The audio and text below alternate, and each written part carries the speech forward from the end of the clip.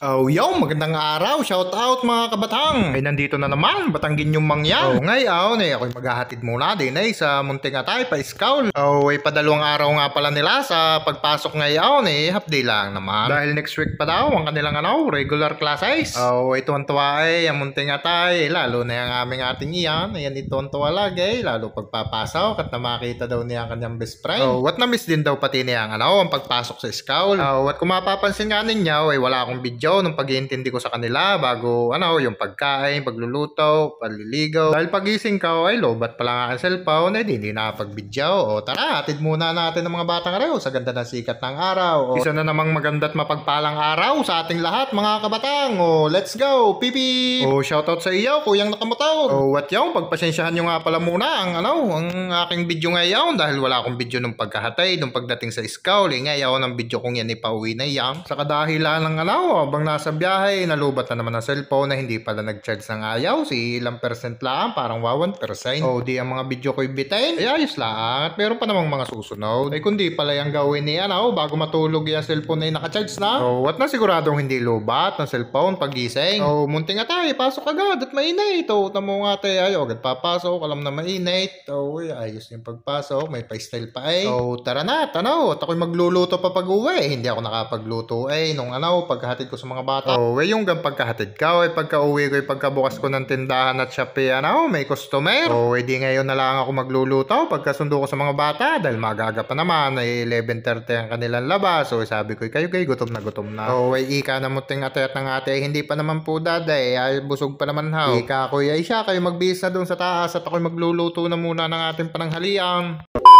Magluluto nga pala ako ng ginisang kalabasa na may okra na sinilahokan ko na lang ng sardinas. Simple lang pero masarap. Yan, ginayat ko na nga pala dyan ng bawang, sibuyas. Baling kalabasa nga pala natin lulutuin ngayon yung buko. Dahil para sa akin, mas gusto ko ang bukong kalabasa kaysa doon sa magulang. Kanya-kanya naman tayo ng panlasa at ng kagustuhan. Tulad ka, ang gusto ko ikaw, tiyaraw. Yan, ginayat ko nga lang pala yan ng maninipis, yung mga saktong gayat lang. Dahil pagka nilakihan ko ng gayat, baka hindi manguya ng ayos sa mga bata. Taray, patapos na. Huling gayat ng kalabasang maligat, isalin sa ano gan tawag diyan sa malukaw tapos aray okra ating gayatin na rin. Ginawa ko nga pala dyan sa okra, inalisan ko lang ng tampok nung yung pinakang ulaw, yung pinagtangkayan. At aray, tapos na nga natin gayatin. Di ating hugasan naman ngayon. At aray, nakayari na ng gayat. Ready to cook sa langay, sa kawaling mainit. Mamaya pala at hindi pa mainit, salin muna ng mantika, painitin muna natin mantika bago natin ilagay ang sibuyas at bawang. Di pagka sa tingin natin pwede nang ilagay sibuyas at bawang. Di natin ang isalin. Halu-haluin ng kaunti. Di ayos na. Inuna ko nga pala dyan ng okra dahil yung kalabasa ay malambot naman iyaw na hindi ko na nga rin pala inalisan ng balat dahil yun naman ay bukong kalabasa, malambot pa ang balat niyaw. Ewan ko lang din doon sa ibang nagluluto kung pagka mga kalabasa ay buko pa kung binabalatan dahil ako hindi na. Laman tiyan din niyaw.